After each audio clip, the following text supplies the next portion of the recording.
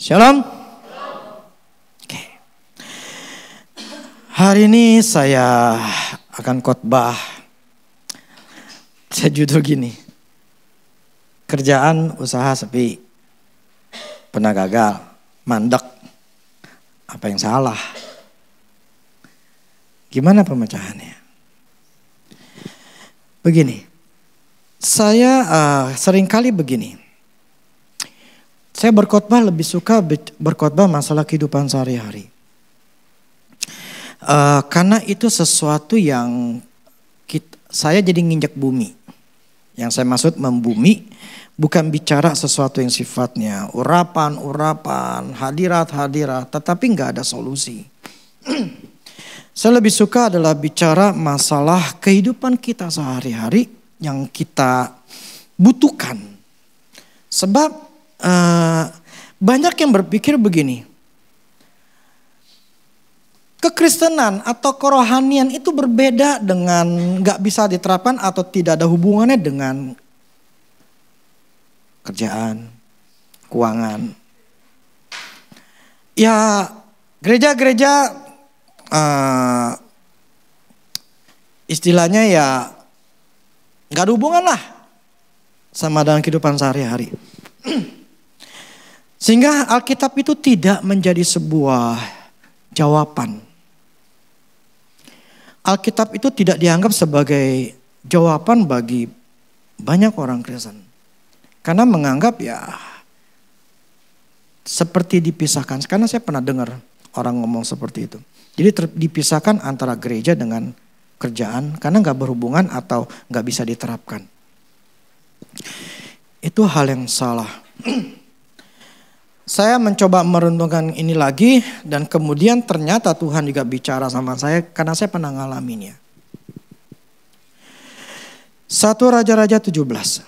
1 Raja-Raja 17 ayat 1 sampai 6. Lalu berkata Elia, orang Tisbe dari Tisbe Gilead, kepada Ahab, demi Tuhan yang hidup, Allah Israel yang kulayani, sesungguhnya tidak akan ada embun atau hujan pada tahun-tahun ini. Kecuali kalau kukatakan. Oke, sampai sini dulu.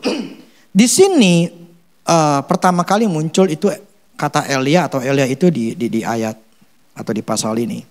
Ini kejadiannya adalah pada waktu itu raja orang Israel itu bangsa Israel itu namanya Ahab. Nah si Ahab ini adalah penyembah berhala. Dia tidak menyembah Tuhan Allah Israel, tetapi dia menyembah patung Asyera dengan istrinya Isabel gitu loh. Jadi mereka penyembah berhala. Kemudian Tuhan mengirim si Elia untuk ngomong kepada Ahab. Di sini katakan kepada Ahab, kepada raja itu. Ini luar biasa beraninya. Dikatakan demi Tuhan yang hidup Allah Israel yang kulayani, sesungguhnya tidak akan ada embun atau hujan pada tahun-tahun ini. Kecuali kalau kukatakan. Jadi Elia ngomong, pokoknya gak ada hujan. Sebelum gue ngomong lagi, baru ada hujan, gak bakal ada hujan. Nah ya mungkin si Ahab bilang ini orang gila kali ya. Siapa lu yang bisa berhentiin hujan gitu loh. Nah kemudian ayat selanjutnya. Ayat 2-nya ya. Kemudian datanglah firman Tuhan kepadanya, kepada si Elia. Pergilah dari sini, berjalanlah ke timur dan bersembunyilah di tepi sungai Kerit, di sebelah timur sungai Yordan. Engkau dapat minum dari sungai itu, dan burung-burung gagak telah kuperintahkan untuk memberi makan engkau di sana. Lalu ia pergi dan melakukan seperti firman Tuhan. Ia pergi dan diam di tepi sungai Kerit di sebelah timur sungai Yordan. Pada waktu pagi dan petang burung-burung gagak membawa roti dan daging kepadanya dan ia minum dari sungai itu. Jadi ketika Tuhan sudah ngomong atau melalui si Elia untuk ngomong bahwa tidak akan ada hujan. Nah Tuhan suruh kepada si Elia ini ke sungai Kerit. Kenapa? Karena di sungai itu masih ada air gitu loh. Dan Tuhan katakan bahwa telah kuperintahkan burung gagak. Gak ngerti ini burung gagak dapat dari mana ini roti. Dari mana ini daging? Kita nggak tahu. Karena memang tidak tertulis. Tetapi Tuhan katakan, aku akan kasih makan kau di sana gitu loh. Di Sungai Kerit gitu. Nah akhirnya terjadi gitu loh. Waktu pagi, sore, jadi makan sehari 2 kali ya.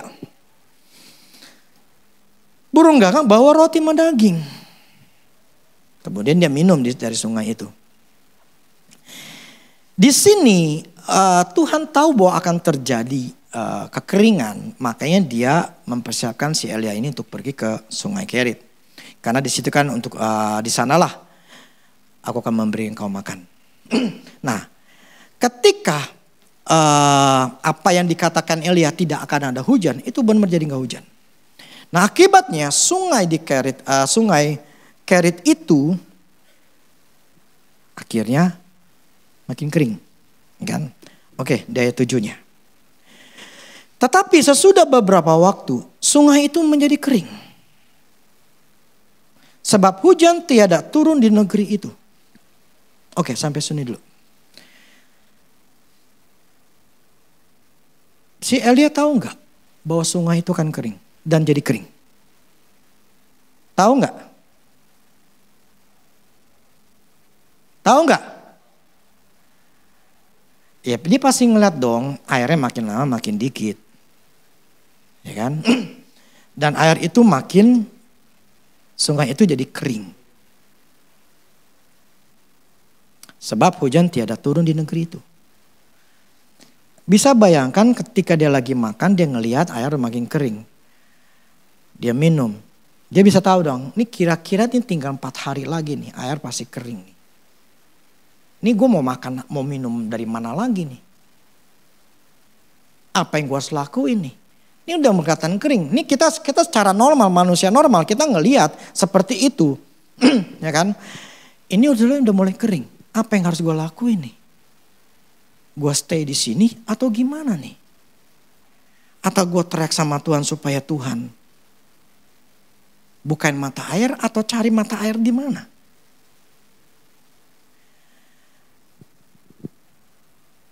Secara logika kita akan melihat seperti itu. Tetapi apa yang dilakukan, dia tidak, di sini tidak tertulis bahwa dia meminta sama Tuhan untuk turunin hujan. Atau dia pakai tongkatnya lah atau apa, dia ngomong lah seperti Musa, air keluarlah air. Tapi di sini tidak ada firman yang mengatakan seperti itu. Tetapi apa yang dilakukan si Elia, berarti Elia ini menunggu Tuhan ngomong. Selanjutnya, maka datanglah firman Tuhan kepada Elia. Bersiaplah ke Sarfat, yang termasuk wilayah Sidon, dan diamlah di sana. Ketahuilah, aku telah memerintahkan seorang janda untuk memberi engkau makan.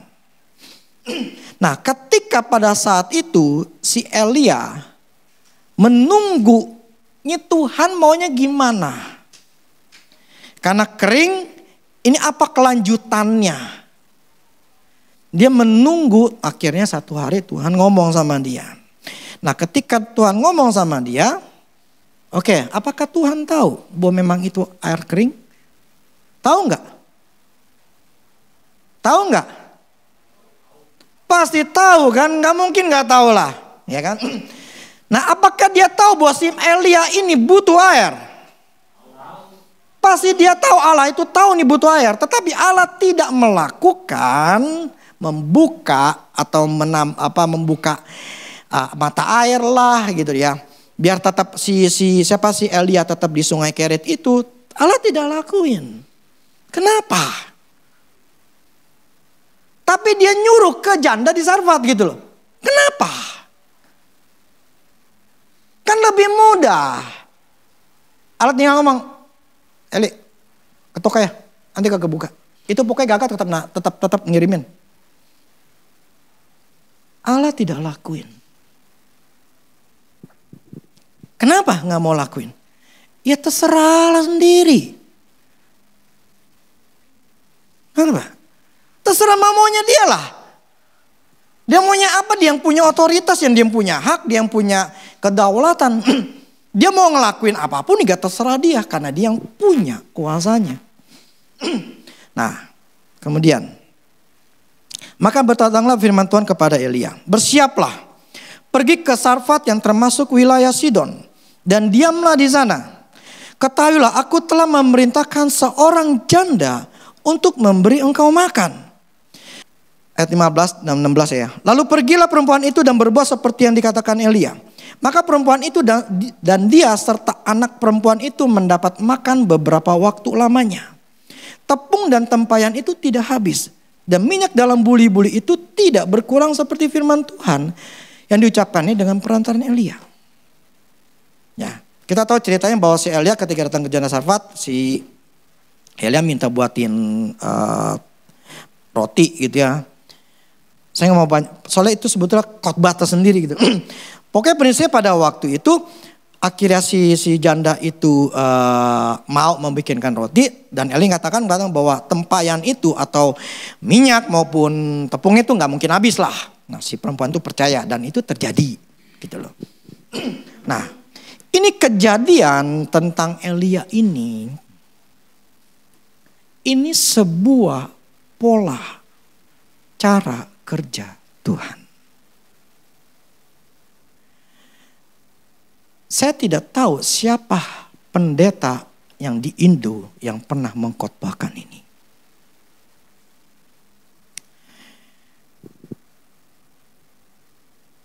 Saya tahu firman ini sekitar 3-4 tahun yang lalu.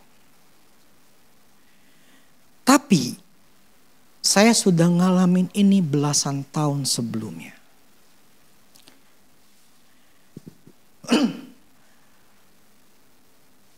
Saya sendiri waktu itu nggak sadar. Cuman ketika saya lagi mempersiapkan ini, ya Tuhan ingetin saya lagi. Jadi gini. Kejadian di Elia ini adalah sebuah pola cara kerja. Kalau kita ngerti, kita tidak akan stres. Walaupun sepi, walaupun usaha lagi bermasalah.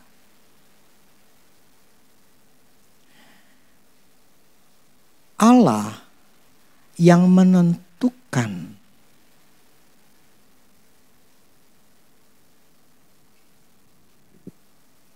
tempat berkatnya kita.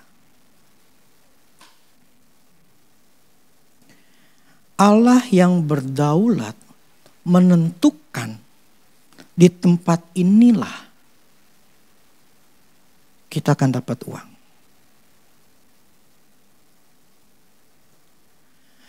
Allah berdaulat atau Allah punya solusi untuk menentukan tempat untuk kita mendapatkan solusi atau jawaban. Dia punya hak. Dia tahu apa yang harus dia lakukan, dan dia tahu di sinilah kalau engkau mau ngelakuin, di tempat inilah engkau akan aku berkati. Tapi orang Kristen kebanyakan malah nuntut Tuhan untuk memberkati kerjaannya. Padahal kerjaannya atau usahanya itu bukan tempat yang Tuhan inginkan. Sehingga ketika terjadi kekeringan, usaha sepi, dagang gak rame, terus pengunjung gak ada, terus gak ada masukan, kita jadi stres.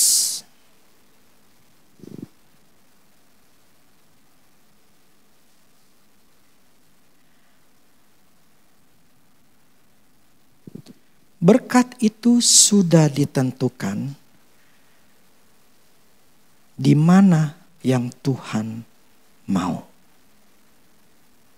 Bukan yang kita mau. Ini yang harus kita ngertiin.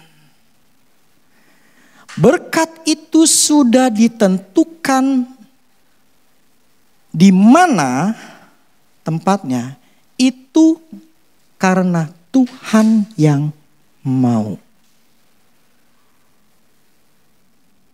Bukan kita yang mau.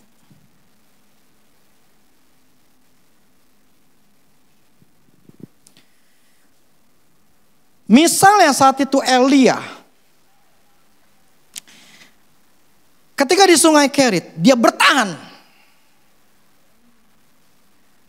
Saya tanya, mati kelaparan gak dia? Gak ada air? Mati kelaparan gak?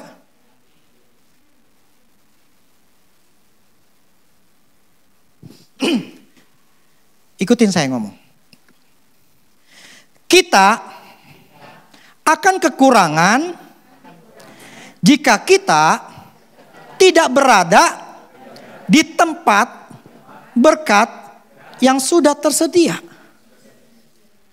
Ulangi lagi, saya akan kekurangan jika saya tidak berada di tempat berkat yang Tuhan sudah sediakan. That's the point.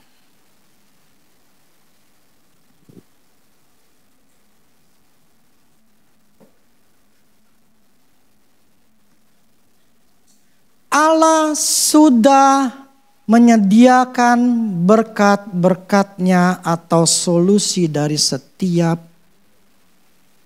masalah keuangan kita. Maka dikatakan, di sanalah aku beri engkau makan dan minum. Jadi ketika Sungai Kerit, Tuhan ngomong, di sanalah engkau akan makan. Aku menyuruh burung gagak supaya engkau bisa makan di sana.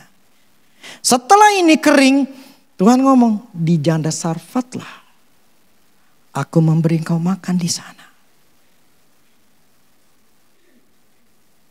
Kenapa Allah tidak ngomong, misalnya itu kan kota Sarfat, kota lain lah. Tapi kenapa Allah memberitahukan bahwa di kota Sarfat ada seorang janda. Nanti kamu akan ketemu, kamu akan tahu orangnya.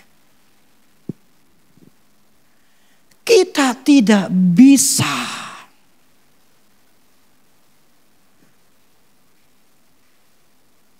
memaksa Tuhan untuk memberkati yang dimana itu bukan Tuhan yang mau.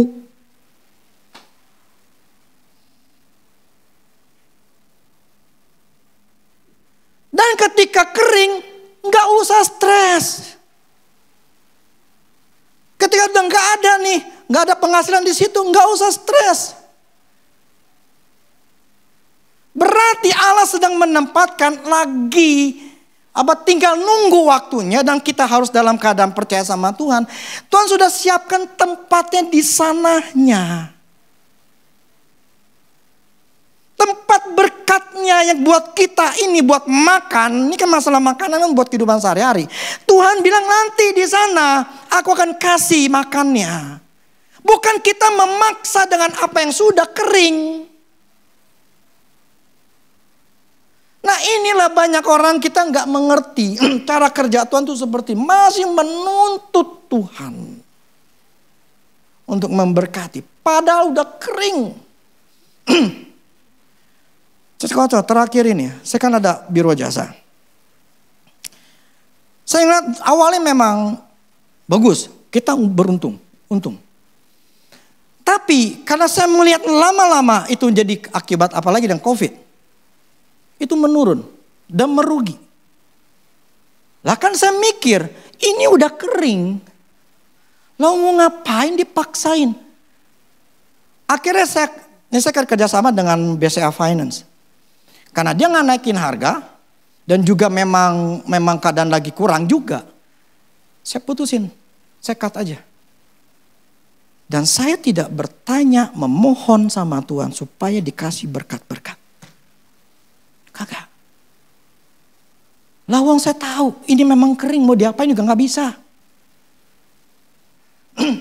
Nah ketika saya mempersiapkan ini, saya diingetin sama Tuhan. Tadi saya katakan, saya tahu firman ini 3-4 tahun yang lalu.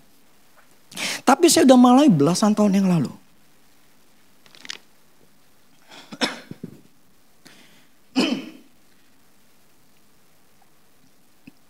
Jadi ketika suatu yang saya khotbah, dulu kan berapa minggu yang lalu lah saya khotbah masalah kehidupan saya. Jadi ketika tahun 2006 itu saya memutuskan full time kepada Tuhan, maksud saya kerja untuk Tuhan. Padahal mahanya udah tahun 2003 gitu loh. Sudah mulai.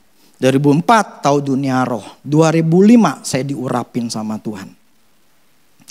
2006 saya baru nyerahin hidup sama Tuhan. Nah, yang khotbah saya waktu itu kan judulnya itu mau masuk tanah Kanaan itu ini cara mudahnya. Terus sama dulu tidak bayar SPP 200.000 tapi bisa bayar uang kuliah 1,4 miliar. Gimana caranya? Jadi waktu itu saya ngomongnya memang nggak sampai sekarang. Saya bicara begini. Saya hubungkan dengan apa yang Tuhan lakukan dalam khotbah ini. Tadi saya katakan Elia ketika dia berada di Sungai Kerit karena Tuhan suruh. Nah di tempat itu dia dikasih makan. Semua kebutuhan dicukupin. Nah setelah ini kering, Tuhan bilang ke kota Sarfat. Pindahlah dia ke sana. Saya pertama kali awal, ketika saya full time sama Tuhan. Makanya gini, ketika saya mengambilkan full time sama Tuhan. Hari saat itu saya ngambil putusan untuk nyerahin hidup sama Tuhan. Saya tidak pernah mengalami kesulitan uang lagi. Nah yang saya bingung, saya pernah dengar ada pendeta yang khotbah. Dia khotbah ketika pertama saya adalah bisnismen. Tapi ketika saya menjadi hamba Tuhan, saya hancur, saya jadi susah. Saya menentang. Lah, saya ini punya anak buah, saya punya tukang. Waktu kemarin COVID, dia nggak kerjaan saya suruh pulang. Karena kan memang Jakarta disuruh pulang di tahun 2020 tuh. Saya ngomong begini, namanya Rustam. Tam, gue gak ninggalin lo. Lu butuh duit, lu ngomong gue kasih, gue transfer. Itu Rustam sama si Cepi. Jadi berapa bulan itu saya transfer ke dia. Yang saya maksud begini, saya manusia biasa. Saya melihat kayak begitu, tukang saya gak kerja, saya tetap supply. Walaupun ada dalam bentuk utang juga ada yang saya kasih gitu loh. Saya supply. Saya tuan biasa. Ya bos biasa. Apalagi Allah. Kenapa ketika seorang hamba Tuhan kerja sama Tuhan, Tuhan hancurin? Apakah Tuhan begitu jahat sampai membuat hambanya yang kerja buat dia kemudian dihancurin? Saya bukan yang mengkritik. Bagi saya mungkin itu waktunya dia belum tepat untuk melayani Tuhan. Mungkin mentalnya atau gimana saya gak ngerti. Tapi prinsipnya begini. Ketika saya full time sama Tuhan. Ketika saya menyerahkan hidup saya sama Tuhan. Allah jadi bosnya saya. Saya ini ya. Allah itu jadi bosnya saya. Nah karena dia jadi bosnya saya. Jelas dia akan cukupi kebutuhan saya. Bos yang baik pasti nyukupin dong. Masa bos yang baik dihancurin? Mana logikanya? Itulah yang membuat image-nya pendeta itu susah. Itulah image-nya bahwa hamba Tuhan itu adalah profesi miskin, profesi susah. Apalagi ketika seseorang jadi hamba Tuhan nih, wah siap-siap lu susah. Siap-siap nggak dapat duit, siap-siap lu mesti berlutut, mesti meminta-minta sama Tuhan. Menurut saya salah. Itu pandangan yang salah. Karena saya tidak mengalaminya. Ketika saya menyerahkan hidup sama Tuhan, ketika saya full time sama Tuhan, hati saya sama Tuhan, detik itu, menit itu, hari itu, saya tidak pernah mengalami kesulitan uang. Allah itu Allah yang baik, Bapa yang baik, Tuhan yang baik. Gak mungkin dia membuat saya susah. Karena saya bekerja untuk Tuhan. Itu yang saya alami. 2006, akhir Tuhan bukain jalan saya, kita pelayanan demi pelayanan. Akhirnya saya mendapatkan, saya dicukupi, saya kecukupan buat bayar uang sekolah, bayar ya kehidupan sehari-hari lah. Tapi saya belum punya rumah. Ya awal-awal saya katakan saya cuma naik motor berlima, satu motor berlima gitu loh, sama bayi satu yang digendong. Tapi saya tetap setia sama Tuhan. Tapi sejak itu mulailah terjadi perubahan dalam hidup saya. Nah ketika berubah, saya mulai melayani. Itu melayani tuh 1 bulan itu bisa, pokoknya satu hari tuh bisa 2-3 orang. Jadi sebulan tuh bisa puluhan. Jadi duit ngalir masuk. Tapi ketika itu mulai berkurang, saya lupa tahun berapanya ya. Mungkin 2008 atau 2009. Itu mulai berkurang. Jadi penghasilan itu berkurang. Yang berdaulat Tuhan. Yang gini loh, saya tidak pernah yang namanya mengiklankan diri untuk pelayanan segala macam. Itu hanya dari mulut ke mulut. Kalau waktunya memang sudah berkurang, ya sudah. Akhirnya memang berkurang. Nah ketika berkurang, prinsip saya begini. Sumber keuangan saya bukan di pelayanan.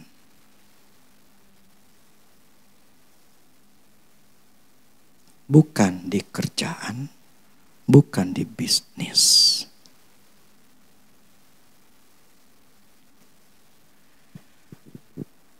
Ketika berkurang, Tuhan bukain lagi cetakan.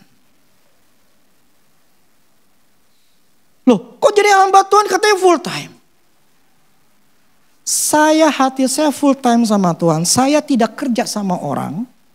Saya punya dikasih bisnis, saya ambil. Ketika saya dikerjain, ya saya ambil, saya kerjain. Emang kenapa? Dosa. Apa yang dosa? Emang saya ngurugin orang? Lah ini berkat yang Tuhan sudah berikan sama saya untuk saya kerjain, ya saya kerjain. Dapat duit lah di situ. Pelayanan, masih pelayanan. Berkurang banyak.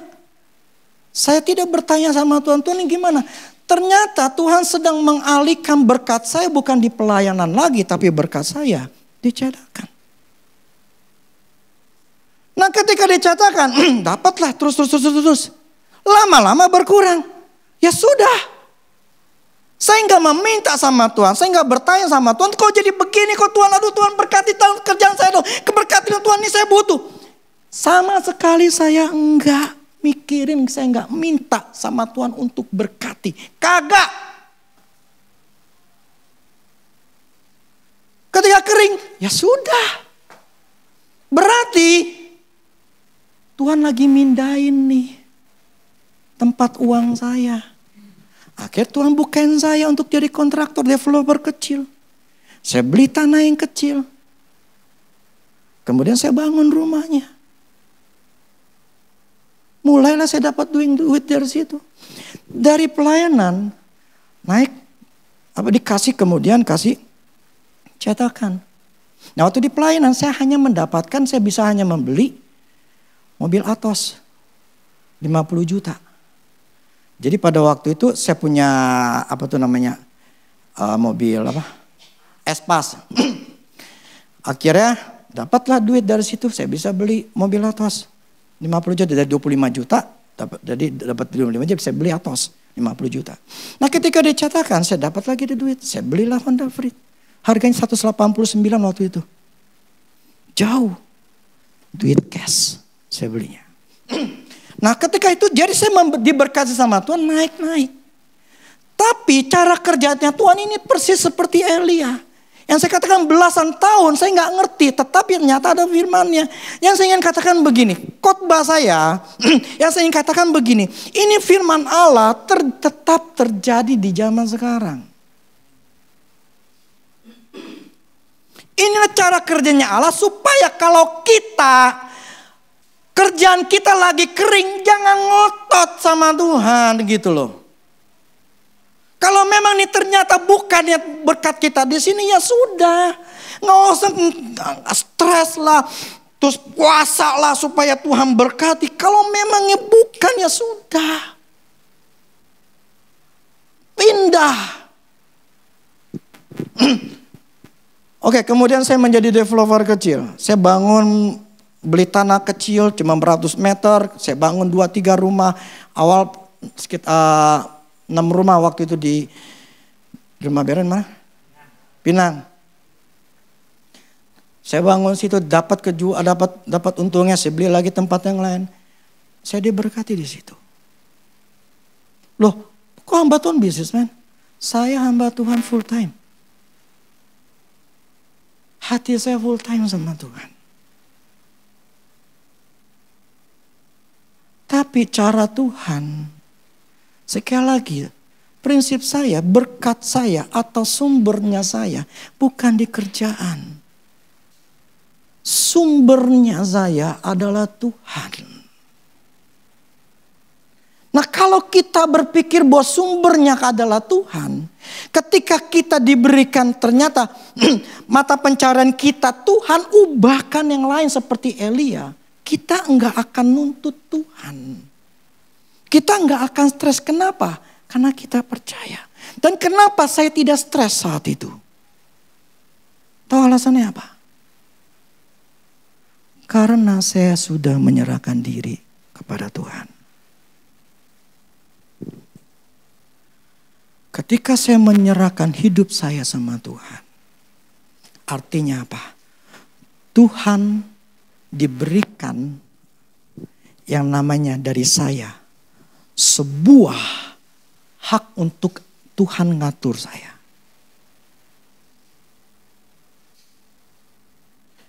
Saya memberikan hak saya untuk mengatur hidup saya untuk Tuhan yang atur. Selama ini belum pernah dilakukan. Padahal saya udah khotbah ini tuh yang terakhir itu. Yang saya udah pernah khotbahkan. Dengerin lagi aja. Mau masuk tanah Kanaan, ini cara mudahnya. Memang itu cara mudahnya untuk masuk tanah Kanaan. Sejak saya menyerahkan hidup saya sama Tuhan, saya gak kekurangan.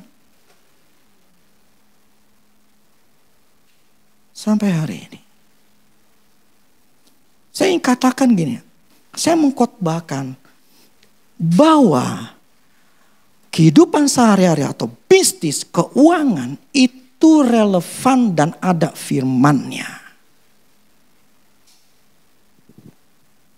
Justru kalau orang itu ngerti cara kerjanya Tuhan, enggak mungkin susah.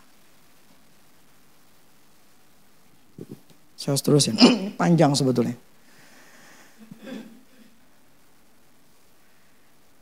Pertanyaan lagi begini, itu kan dari perjanjian lama. Sekarang di perjanjian baru gimana? Ada nggak? Ada.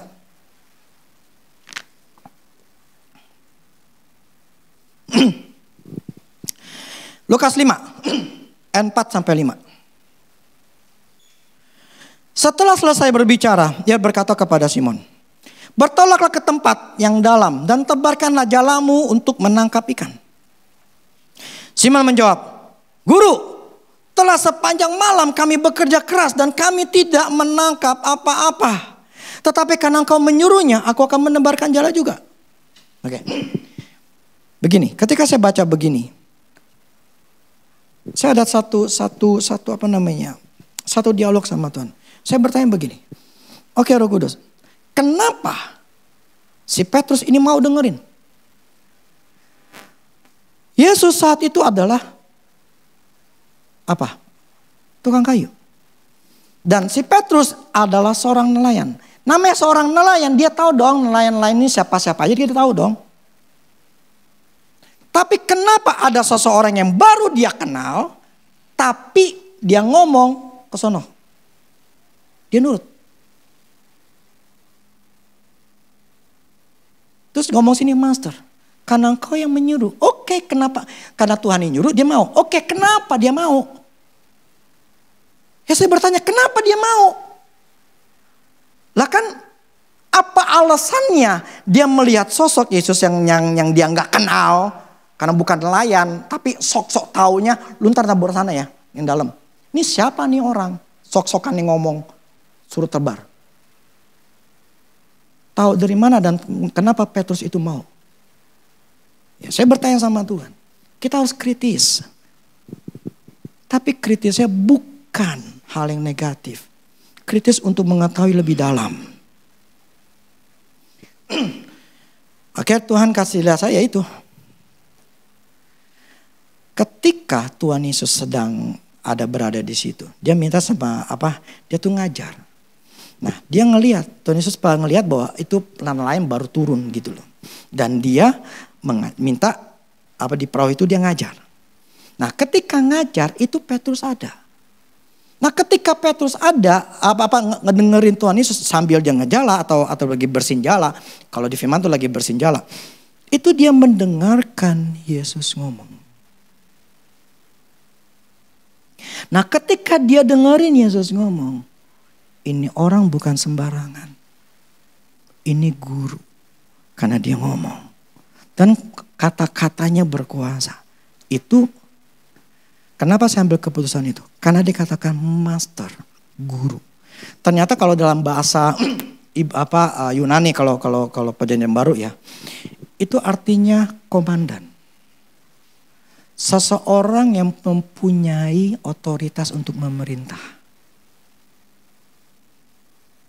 Master atau guru. Jadi dia Petrus memandang Yesus sebagai Tuhan, sebagai master, sebagai komandan karena dia dengar. Dia lagi ngajar. Dan akibat dia dengar firman Tuhan, timbullah iman. Jadi ketika Tuhan Yesus ngomong, tebarkan. Akhirnya dia nebarin. Dia ke danau itu dia nebarin. Dan ketika dia nebarin, padahal bisa bayang di sini kan Paulus dia semalam-malaman. Kami ini bekerja keras, tidak nangkap apa-apa. Sepanjang malam gak dapat apa-apa. Kondisi dalam keadaan capek gak? Kondisi dalam keadaan kesel gak? Kecewa, marah gak? Berarti kan emosi dia gak stabil. Emosi Petrus sebetulnya gak stabil. Tapi dikatakan engkau yang nyuruh. Akhirnya dia tetap lakuin. Dan ketika dia ngelakuin, yang tadinya 0, kosong, gak dapat duit. Di situ dapat duit.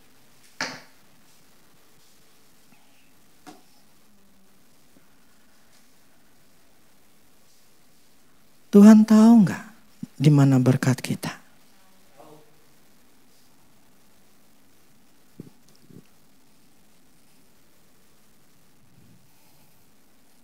Pertanyaannya kita tahu nggak?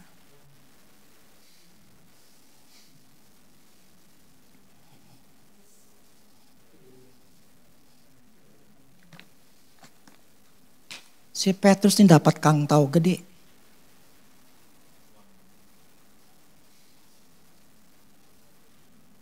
Dapat cuan gede. Dapat itu ikan sampai penuh. Sampai dia panggil temannya lagi supaya bantuin ngangkatin. Penuh. Jadi siapa bilang gak ada hubungan antara kerohanian sama duit? Saya ngomong sama Marvel. Saya anak-anak 3 laki-laki. Saya akan begini. Saya bertanya sama Tuhan begini. Kenapa ya Tuhan di dunia ini yang selalu dimasalahkan atau yang menjadi hidup kita tuh menjadi susah itu karena gara-gara uang.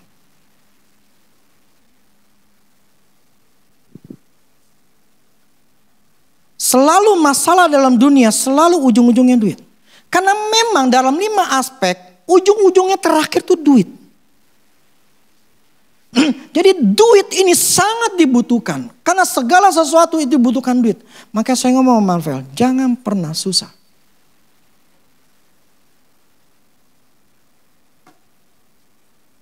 Karena nggak punya duit itu nggak enak.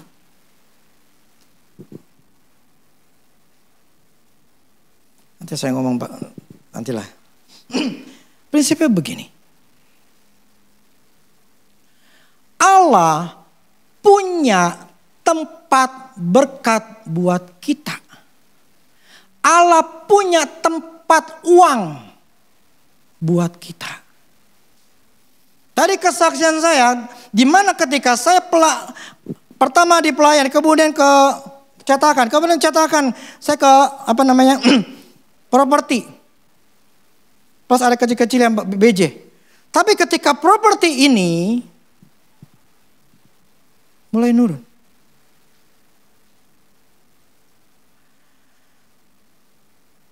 Ya, karena memang yang terakhir saya punya itu lamban. Jadi uangnya kepake. Saya udah melakukan kesalahan juga. Terus buat bayar uang kuliah. Kemarin saya buat bayar uang kan saya beli rumah waktu itu. Masih ada utang 700 juta. Saya tutupin semua. Saya beli barang-barang. Uang masih ada. Saya masih ada sisa satu rumah. Kalau sudah begitu ya sudah. Saya nggak perlu stres. Sekarang ada lagi satu bisnis yang saya lagi usahakan. Kalau satu sudah kering, mau ngapain dipusingin? Nggak perlu disesalin. Allah punya otoritas untuk menentukan tempat uang kita.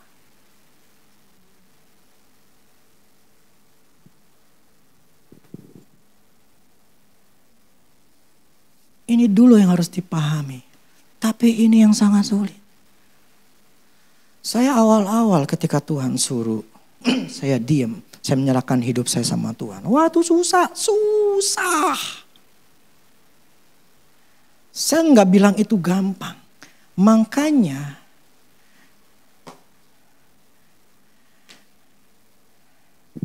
ada orang-orang yang tidak bisa berhasil. Ketika saya ada khotbahin ini bertahun-tahun yang lalu, nggak berubah. Ini bagian denger yang di YouTube. Ini bisa hanya sebagai info atau ini khotbah bisa sebagai jawaban. Tinggal kita yang menentukan. Allah tidak pernah gagal, Allah tidak pernah salah. Allah tidak pernah pelit, Allah tidak pernah menahan-nahan berkatnya. Tidak pernah. Yang menjadi masalah adalah kita. Tinggal kita mau nggak berubah. Nggak mau berubah, sok silakan. Itu urusan kita masing-masing. Oke. Jadi Elia ada kasus di mana Tuhan tetapkan. Kemudian di Tuhan kita, Yesus sendiri sudah ada ceritanya. Ada polanya. Akhirnya berkat itu didapat oleh Petrus. Yang saya maksud gini, pola kerja Tuhan menyelamatkan, menjawab doa kita, tempat kerjaan kita atau yang lain-lain. Pola kerja yang pertama, Tuhan menunjukkan lokasi berkat yang tersedia itu. Lokasi. Yang kedua, di lokasi itu Tuhan sudah sediain. Jadi bicara lokasi dan bicara barangnya, solusinya. Itu sudah ada. Tadi kan saya bertanyakan, gimana? Apakah kita tahu lokasinya? Yang pertama, bagaimana cara kita mengetahui lokasi berkatnya Tuhan itu? Di sana aku memberi kau makan. Di sanalah berkatnya. Di sanalah aku sudah sediakan. Gimana? Nomor 1, menyerahkan hidup kepada Tuhan. Wah, ini yang paling susah. Gak ada cara lain. Roma 12 ayat 1 sampai 2.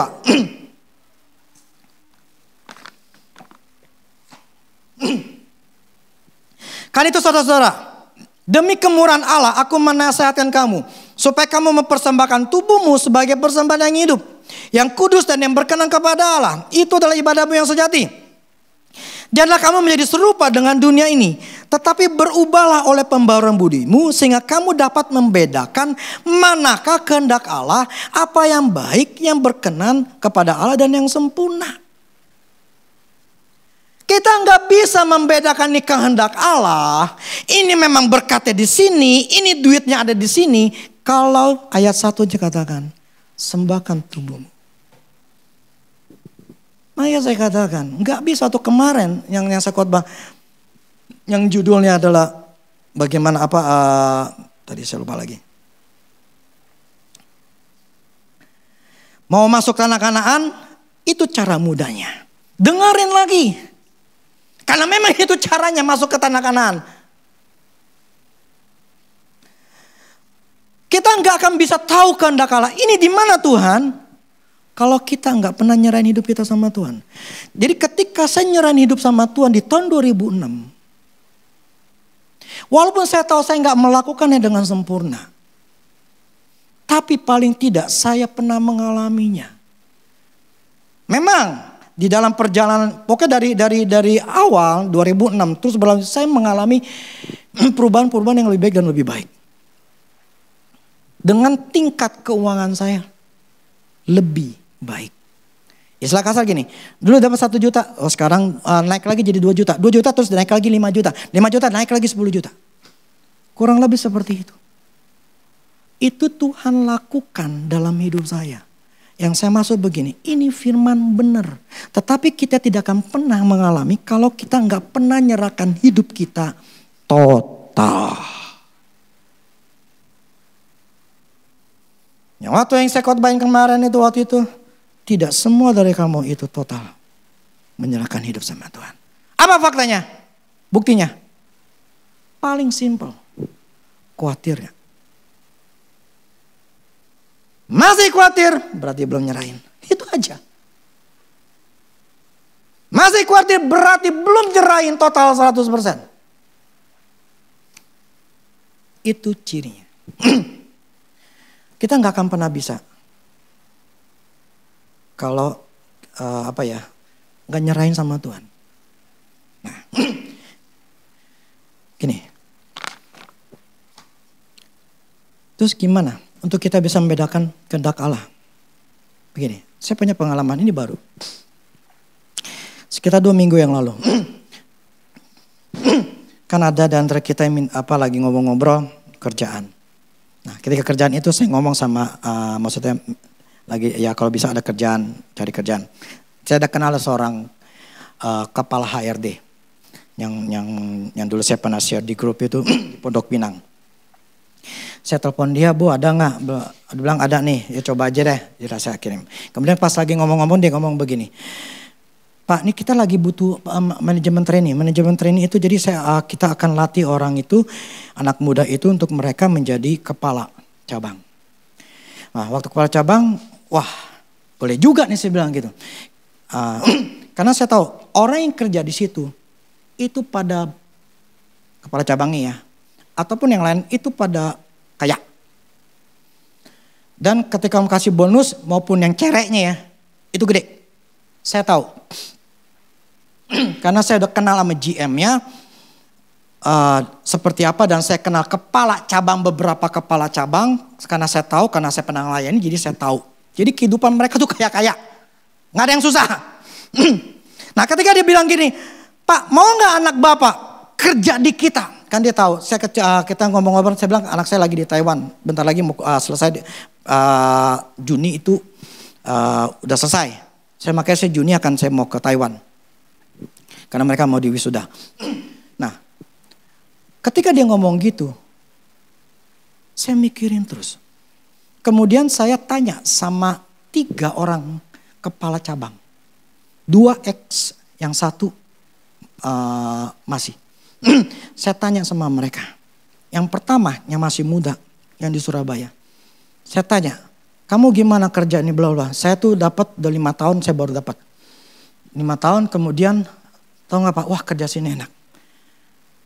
Dia ngomongnya fair, dia ngomongnya terbuka sama saya. Dia umur sekitar 32.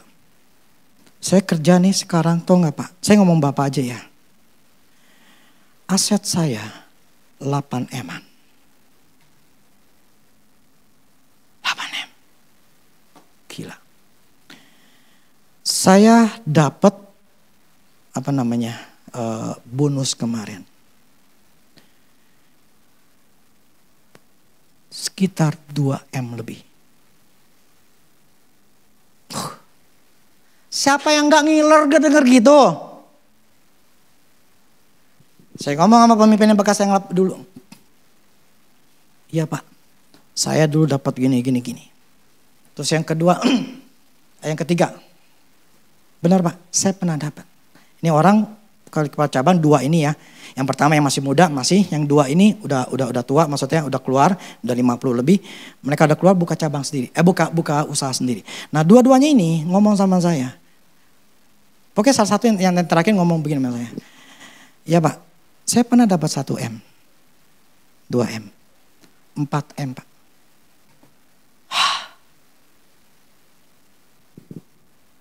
Gile, 4 M. Dan HRD ini ngomong begini. 9 bulan Pak. Kita akan latih. Karena dia mau buka banyak cabang. 9 bulan. Kalau anak Bapak bisa jadi ya minimal wakil dulu.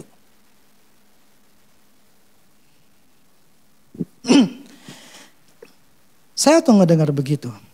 Saya bijaksana. Saya orang pintar. Yang saya maksud saya adalah orang yang visioner.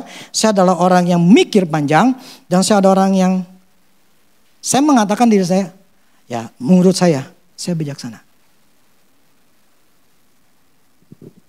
Saya yakin anak saya bisa jadi kepala cabang. Yakin 100%. Pertama, karena saya pintar. Anak saya cum laude secara pendidikan dia gini loh, kalau pendidikan nomor 1 paling enggak kalau orang itu bisa nilainya bagus, berarti kan dia rajin. Berarti dia punya usaha. Ya kan? Kalau orang blow on kan berarti dia enggak punya usaha, enggak pintar, enggak rajin. Simpel gitu.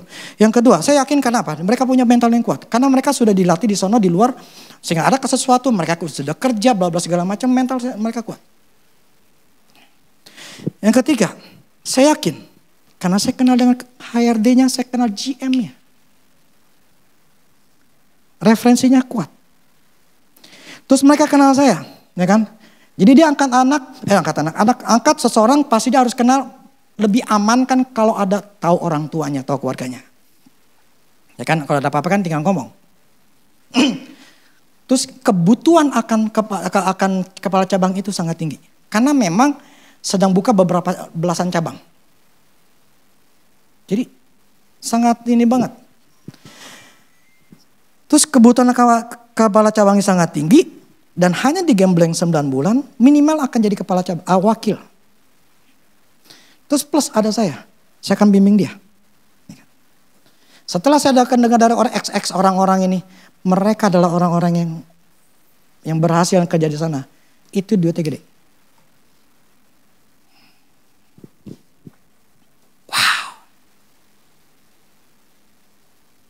Bukankah ini sesuatu yang sangat-sangat menjanjikan?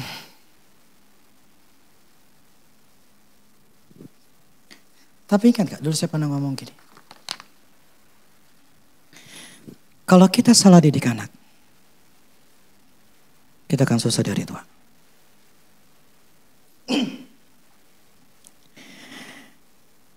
Kalau saya salah ambil keputusan untuk masa depan anak saya akan susah. Saya tidak mau mempertaruhkan masa depan anak saya tanpa pendidikan atau pendidikan yang rendah atau tidak punya mental atau punya penyakit, bla bla segala macam. Saya tidak mau mempertaruhkan masa depan anak saya dengan keputusan yang salah. Saya sayang anak, saya orang yang visioner, Cara orang yang mikir lebih jauh, apa yang akan terjadi itu saya udah pikirin. Seorang yang manjang. Kalau secara tertulis, secara manusia, apa yang diomongin dari 3 kepala cabang ini, dan plus dari apa analisa saya, ini sangat luar biasa menjanjikan. Tapi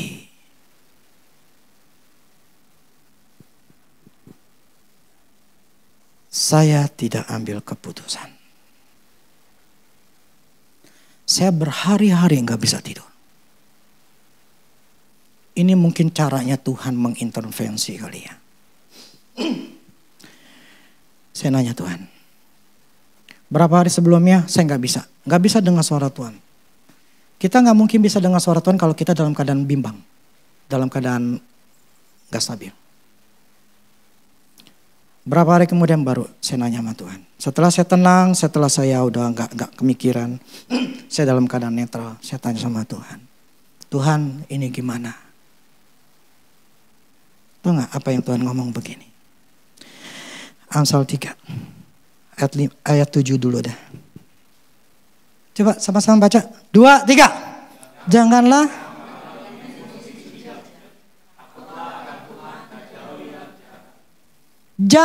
menganggap dirimu pinter.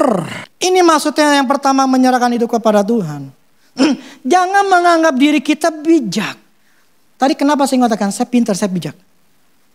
Karena saya memperhitungkan dengan apa kata manusia.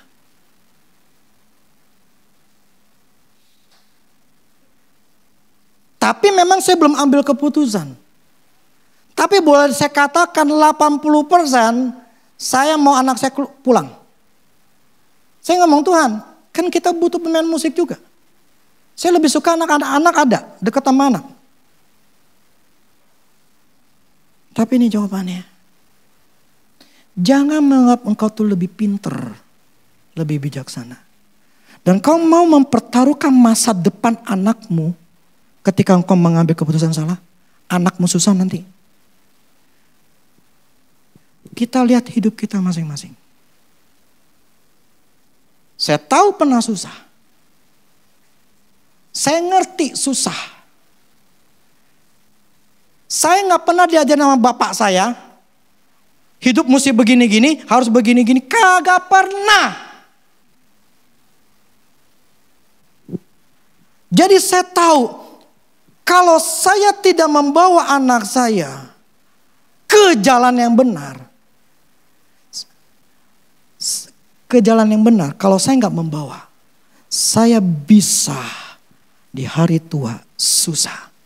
Pernah ngelihat anak masih gede aja udah punya istri, udah punya anak. Orang tuanya mesti ngasih duit. Karena dia gak mampu. Karena dia belum bisa. Pernah ngeliat kayak gitu? Kalau diri kita melihat diri kita susah kayak dulu kayak susah. Ambil keputusan, gue gak mau anak gue ngalamin kayak gue. Saya selalu ngomong mereka bertiga, papi gak mau kamu ngalamin seperti papi. Jangan mau susah. Jangan jadi orang susah. Karena gak enak jadi orang susah, jadi orang miskin tuh gak enak. Jadi saya bertanya sama Tuhan, jangan menganggap dirimu bijak, Rudi. Karena dengar kata orang. Semua yang ngomong itu tiga-tiganya sebetulnya ngomongnya benar. Maksudnya sama. Tapi ada satu orang yang ngomong begini. Tapi Pak, anak Bapak kan kuliah di luar. Kenapa enggak mereka kerja di luar? Itu membuat saya goyang. Jadi prinsipnya saat itu, saya tidak mau mempertaruhkan masa depan anak saya dengan keputusan saya yang salah. Saya tanya Tuhan, Tuhan bilang tidak. Wow, saya yakin itu Tuhan. Kenapa? Karena itu bertentangan dengan maunya saya. You know, Maunya saya mereka di sini, maunya saya mereka kerja di sini. Ini kelihatan. Maksud gak? Ngerti gak? Ini kelihatan duitnya gitu loh. Saya yakin berhasil, gak mungkin gak. Sama seperti ini saya tahu ini air minum, saya yakin gitu loh. Tapi itu kan menurut saya. Tapi kan Tuhan yang tahu. Kedepannya apa dan lebih baik yang mana. Akhirnya saya tunduk. Tapi kemudian berapa hari saya lagi tanya lagi sama Tuhan. Tuhan benar gak sih? Ya saya pengen minta kepastian lagi sama Tuhan. Tuhan bilang tidak. Ya sudah. Saya telepon anak saya. Saya telepon Mikael. Mikael udah dapat kerjaan. Si Mana udah dapat kerjaan.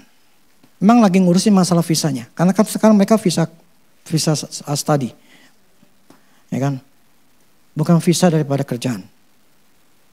Tinggal ngurus kerjaan. Mereka dapat kerjaan. Yang saya maksud begini. Serahkanlah hidupmu. Oke, langsung yang tadi yang di Amsal itu. Amsal 3 ayat 5.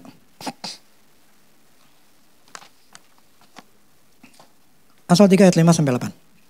Percayalah kepada Tuhan dengan segenap hatimu. Dan janganlah bersandar kepada pengertianmu sendiri. Akuilah dia dalam segala lakumu. Maka ia akan meluruskan jalanmu. Jangan engkau menganggap dirimu sendirimu bijak.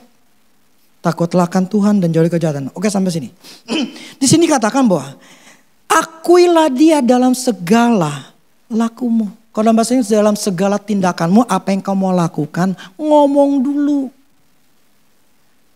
Nanti, maka ia akan meluruskan jalan. Kalau di Inggrisnya tuh, maka ia akan kasih tahu. Dia akan kasih tahu jalannya. Jadi saat itu saya tetap akui dulu, ngomong sama Tuhan. Tuhan, nih anak saya nih lagi ditawarin kerjaan, nih tahu kerjaannya keluar main.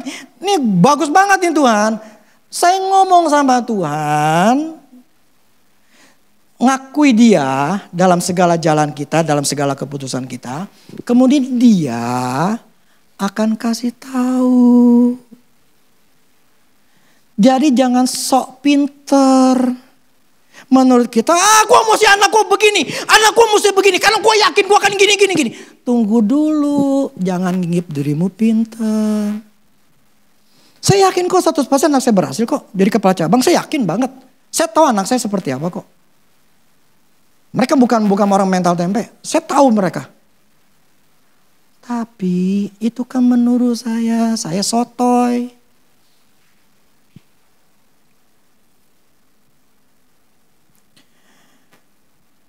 Untuk saat ini jawaban dari Tuhan tidak. Itu mereka tetap kerja di sana. Ya sudah. Ini maksudnya menyerahkan hidup kita kepada Tuhan. Untuk kita tahu di mana itu berkatnya. Kalau kita nggak pernah nyerahkan diri kita, nggak mengakui Tuhan dalam setiap bisnis kita, apa mau kita lakukan, kita nggak ngomong sama Tuhan. Gimana Tuhan mau kasih tahu? Bukan di situ tempatnya. Lu beli barang ini lu nggak mungkin laku, susah lakunya. Jangan di situ belinya, jangan beli itu, lu beli yang ini.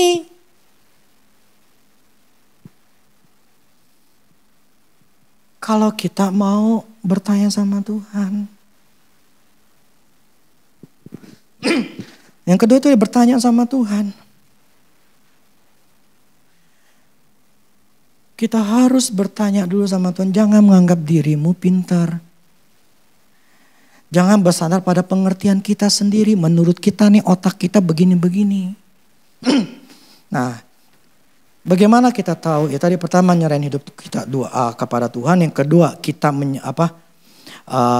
bertanya atau bicara kepada Tuhan untuk Tuhan menuntun, untuk merubah pola pikir kita. Akhirnya otak saya berpikir jadi beda. Oke lah ya Tuhan. Kalau itu sudah kehendak-Mu, enggak ya sudah. Yang ketiga adalah kita kalau lagi bingung, damai. Damai sejahtera.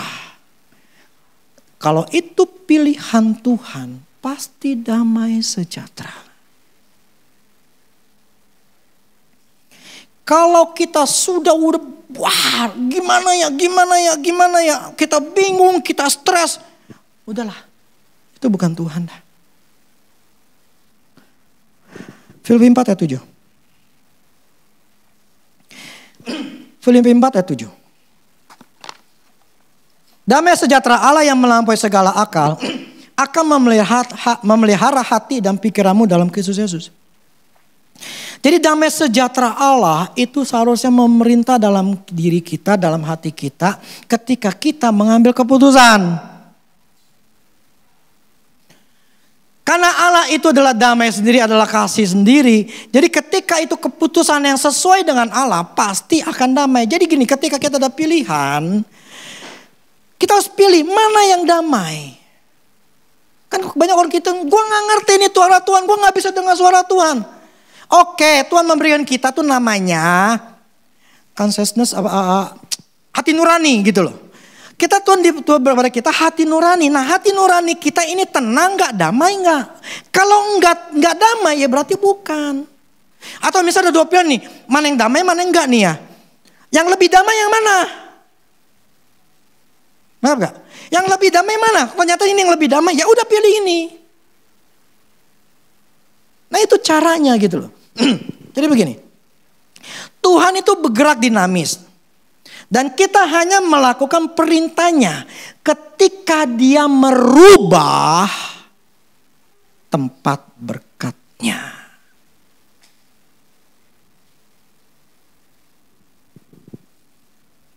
Kenapa Tuhan di Sungai Kerit aja cukupin si Elia? Dia ingin kasih tahu, gua ini bukan Allah yang monoton.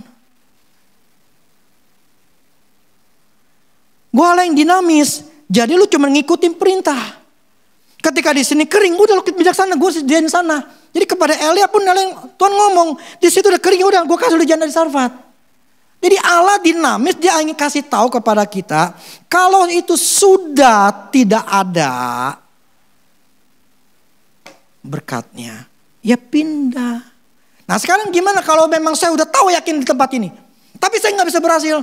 Pertanyaannya bukan masalah nggak berhasil dan Tuhan. Tempat itu memang sudah Tuhan tetapkan, tapi kita nggak bisa berhasil. Kenapa? Karakter.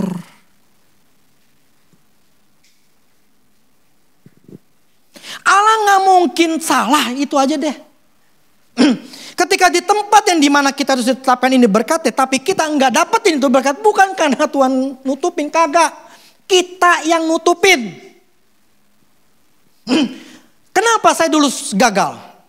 Udah salah tempat. Saya punya karakter atau sifat yang namanya khawatir. Jangan harap orang yang khawatir itu bisa berhasil. Kan saya ada khotbahin itu. Kekhawatiran menjadi penghalang. Blokade di depan kita untuk mendapatkan berkat Tuhan. Jadi kenapa saya bertahun-tahun saya hidupnya khawatir. Hidupnya susah. Karena saya khawatir. Kenapa khawatir? Karena saya gak nyerahin hidup.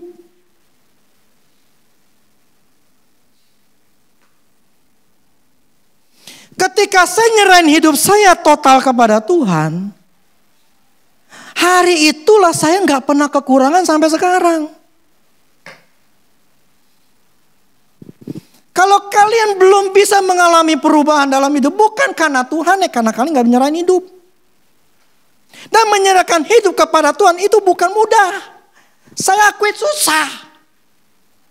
Itu jalan keluarnya, satu-satunya jalan. Bukan banyak jalan menuju Roma, kagak. Satu-satunya jalan adalah menyerahkan hidup kepada Tuhan. Untuk Tuhan yang atur hidup kita. Makanya saya dengan anak saya tiga-tiganya, saya nggak pernah mengajarkan mereka berdoa untuk meminta sama Tuhan. Kalau saya ajarkan atau berdoa meminta sama Tuhan, berarti saya membagikan atau mengasih tahu namanya khawatir. Supaya mereka khawatir. Ini papi lagi nggak cukup nih, papi lagi begini nih. Kamu doa ya supaya Tuhan cukupin nih. Itu menunjukkan bahwa kita sedang khawatir. Memberitahu kepada dia lagi khawatir, lagi ada masalah. Saya nggak pernah ngomongin itu.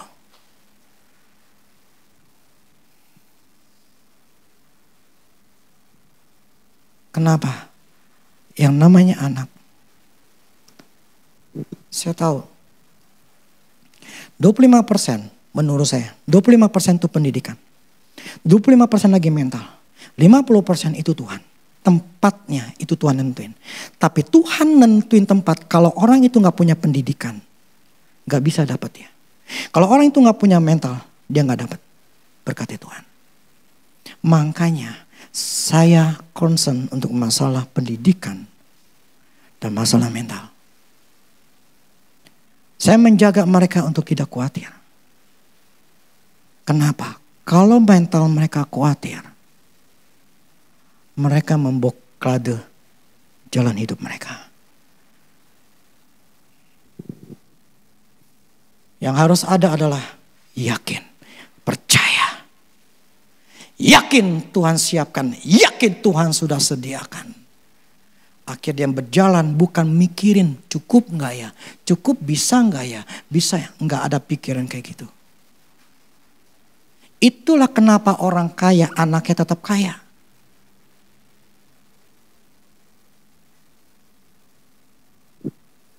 Orang kaya anaknya tetap kaya. Karena dia gak ada pikiran khawatir, ntar gagal, ntar bisa gak, ntar enggak. Enggak ada.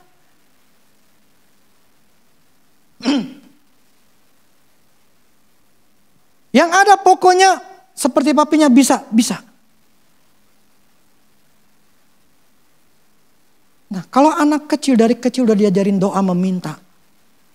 Itu sedang mengajarkan bagaimana hidup itu dalam kekhawatiran. Jadi harus meminta sama Tuhan.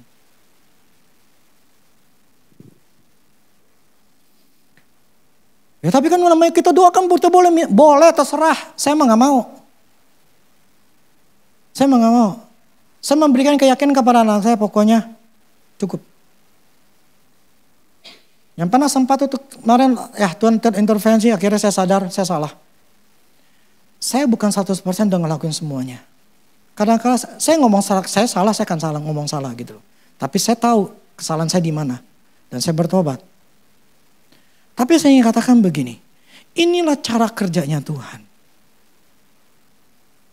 Allah mempunyai otoritas untuk menentukan tempat berkatnya kita. Tempat solusinya kita. Yuk kita ngomong lagi, ikutin saya lagi ya. Saya akan kekurangan jika saya tidak berada di tempat berkat yang sudah tersedia. Carilah tahu tempat berkatnya itu. Susah? Enggak susah sih sebetulnya. Yang susah tuh otak kita, emosi kita, itu yang susah.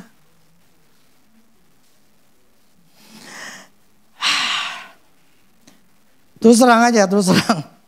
Saya sih berharap orang-orang yang di YouTube yang mendengarkan khotbah ini dan kalau merasa ini diberkatin dan memberikan jawaban dalam masalah hidup, bisa bagikan yang lain.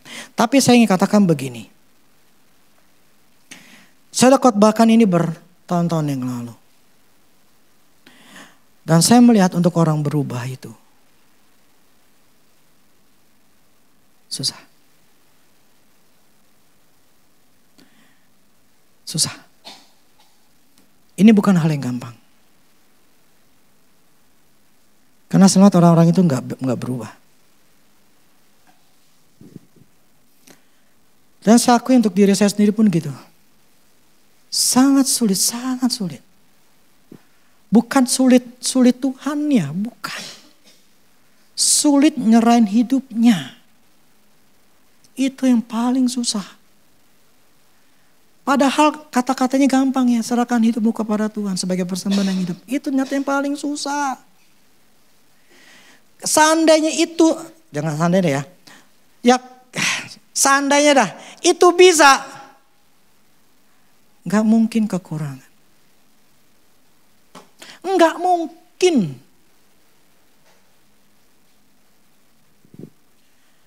Ketika orang masuk tanah Kanaan, orang Israel yang perang itu Tuhan.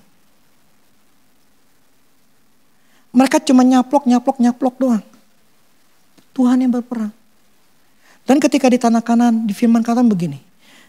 Di tempat yang kau duduki, bukan seperti di Mesir yang nanam sayur. Engkau harus bersusah payah untuk mengairinya.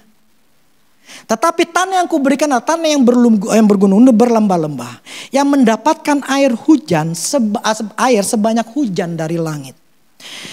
Dan engkau makan rotimu, tidak usah berhemat. Kalau kita kan ngeluarin duit, mikir. Firman katakan itu, ketika engkau makan rotimu, engkau tidak usah berhemat. Dan kau tidak akan kekurangan apapun.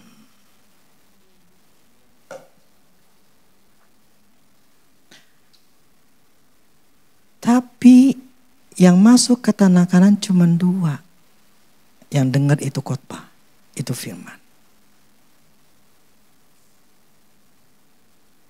Yang lain jutaan mati.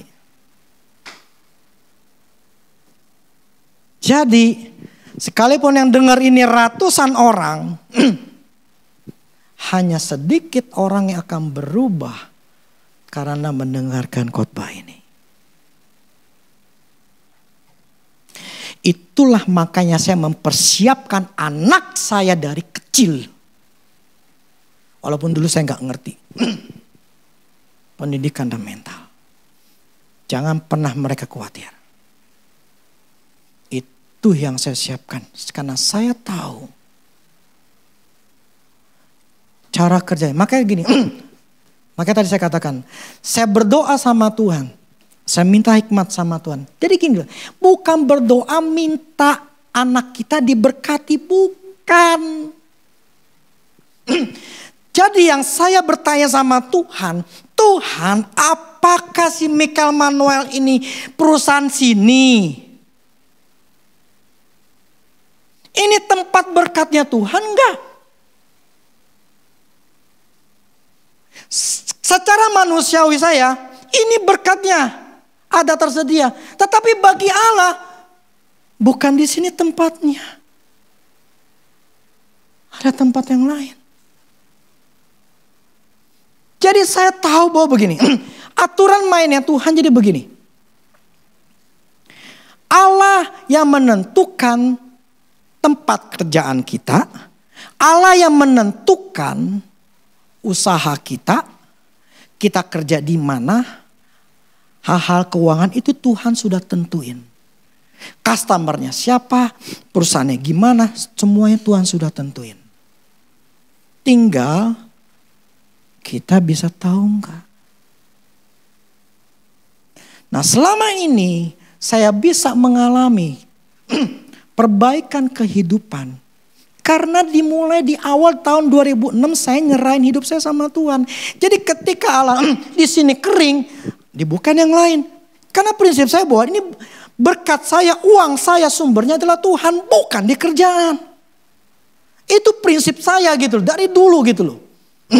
Jadi ketika ini keringnya sudah nggak usah pikirin ya memang kering mau dibilang apa. Saya nggak berdoa minta Tuhan nih gimana Tuhan ini sepi nih Tuhan nggak ada yang datang.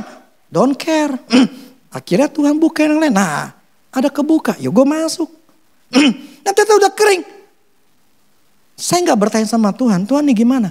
Kagak, sama seperti Elia sebetulnya. Tuhan bukain ngomong sendiri. Kok ini Tuhan bukain sendiri. Jadi ketika dibukain ini, oh terbuka, ya udah gue masuk. Oh nyatanya udah kering, ya udahlah, biarin aja. Oh ini dibuka, ya udah gue buka masuk. Sesimpel itu, tapi dimulai dengan apa? Menyerahkan hidup sama Tuhan. Jangan sok pinter. Apalagi masalah anak, waktu saya nggak mau susah, saya nggak mau ditua, saya tuh susah, saya nggak mau. Anak susah, saya susah loh orang tua. Betul gak sih? Anak berhasil, saya seneng. Saya gak susah.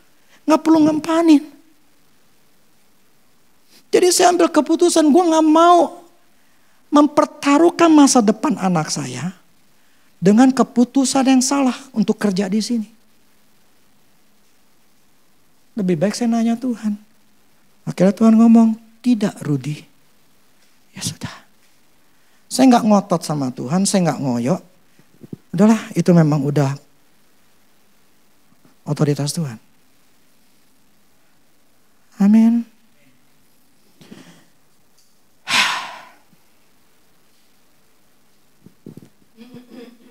Firman ini tidak bisa didengarkan cuma sekali. Tapi saya harus akhiri, demikianlah firman Tuhan.